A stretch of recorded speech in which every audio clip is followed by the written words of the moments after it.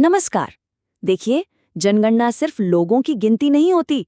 ये एक ऐसा पल है जब कोई भी देश खुद को आईने में देखता है, खुद को परिभाषित करता है। ये एक संवैधानिक क्षण है जो हमें बताता है कि हम कौन हैं। लेकिन भारत की 143 साल पुरानी ये परंपरा अब टूट चुकी है। तो आज हम इसी पर बात करेंगे। 2027 की जनगणना में ये जो अभूतपूर्व देरी हुई है, इसके क्या असर होंगे और क्या चुनौतियां हैं, इन सब का विश्लेषण करेंगे। ये विश्लेषण अनलॉक यूपीएससी की तरफ से है और यूपीएससी, यूपीपीसीएस, बीपीएससी और दूसरी सिविल सेवा परीक्षाओं के लिए बेहद महत्वपूर्ण है।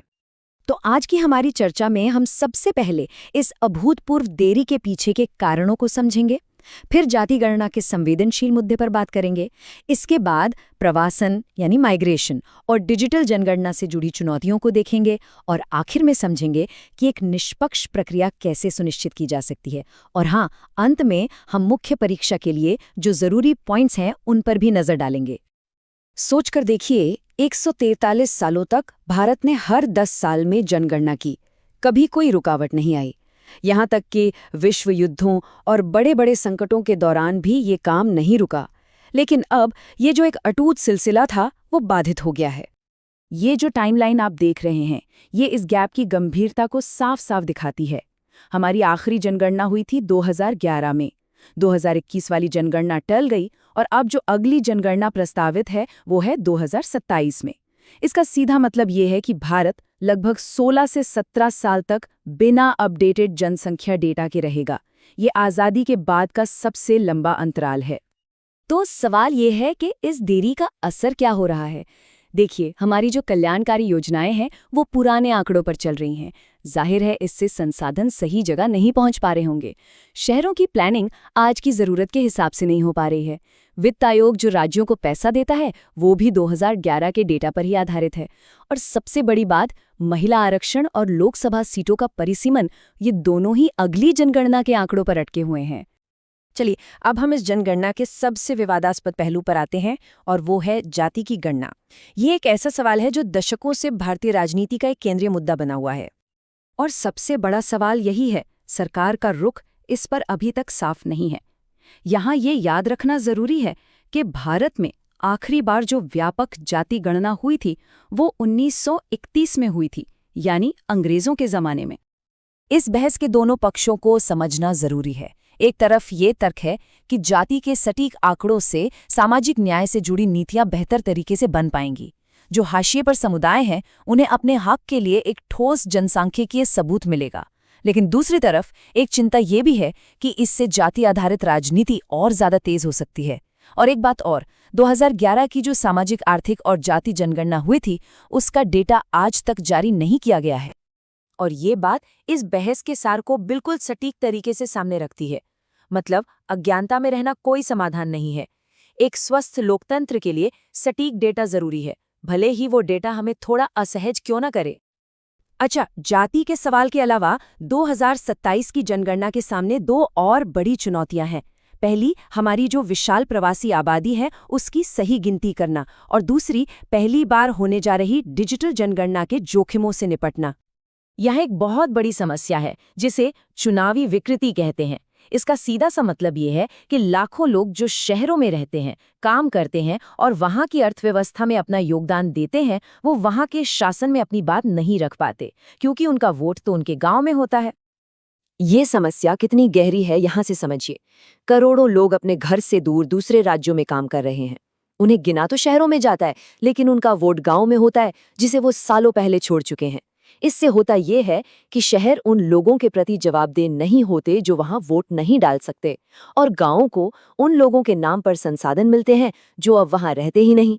ये एक तरह का लोकतांत्रिक असंतुलन है। तो ये तो हुई किसे गिना जाए की बात। अब आते हैं इस पर कि कैसे गिना जाएगा, क्योंकि ये भी उतना ही महत्वपूर्ण हो गया है। हम भारत की पहली डिजिटल जनगणना की तरफ बढ़ रहे हैं। अब देखिए, डिजिटल जनगणना एक दोधारी तलवार की तरह है। इसके फायदे तो साफ हैं। काम तेजी से होगा, गलतियां कम होंगी और नतीजे भी जल्दी आएंगे। लेकिन इसके साथ ही कुछ गंभीर जोखिम भी जुड़े हैं। सबसे बड़ी चिंता ये है कि क्या इस डेटा को आधार और राष्ट्रीय जनसंख्या रजिस्टर यानी एनपीआर जैसे दूसरे डेटाबेस से जोड़ा जाएगा? क्या इसका इस्तेमाल निगरानी के लिए हो सकता है? तो इन सारी चुनौतियों को देखते हुए सवाल उठता है कि 2027 की जनगणना को विश्वसनीय और भरोसेमंद कैसे बनाया जाए। इसका जवाब 2 शब्दों में है: विश्वास और पारदर्शिता।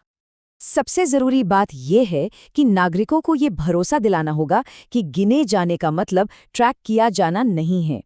इसके लिए कुछ ठोस कदम उठाने होंगे, जैसे डेटा के इस्तेमाल पर सख्त कानूनी सीमाएं लगाना, इस डेटा को पुलिस या किसी भी कानून प्रवर्तन एजेंसी के साथ साझा करने पर पूरी तरह से रोक लगाना और स्वतंत्र ऑडिट कराना। तभी ये सुनिश्चित होगा कि जनगणना नियंत्रण का नहीं बल्कि निष्पक्षता का एक साधन है।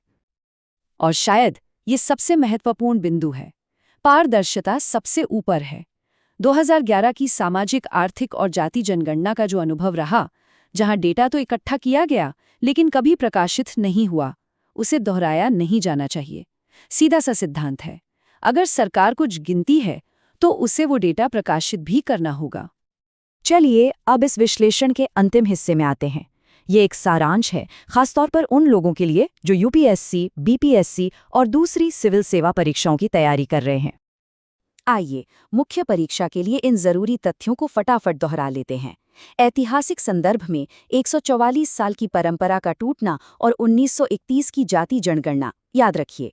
संवैधानिक लिंक में 84वां संशोधन महत्वपूर्ण है, जो परिसीमन को 2026 के बाद की पहली जनगणना से जोड़ता है। देरी के क्या-क्या प्रभाव हैं और जाति, प्रवासन और डिजिटल जनगणना से जुड़ी मुख्य बहसें क्या हैं, ये भी ध्यान में रखिए। और आगे का रास्ता पारदर्शिता और कानूनी सुरक्षा उपायों से होकर जाता है। और आखिर में ये विचार बहुत गहरा है। एक देश जो अपने लोगों की गिनती करना बंद कर देता है, वो असल में उनकी परवाह करना बंद कर देता है। जब हम ईमानदारी और दूरदर्शिता से गिनती करते हैं, तभी हम न्याय के साथ शासन कर पाते हैं। जनगणना सिर्फ आंकड़े नहीं, बल्कि न्यायपूर्ण शासन की नींव है। इस पूरी चर्चा के आधार पर आपके अभ्यास के लिए मुख्य परीक्षा का एक प्रश्न है, भारतीय जनगणना केवल एक सांख्यिकीय अभ्यास नहीं बल्कि एक संवैधानिक क्षण है।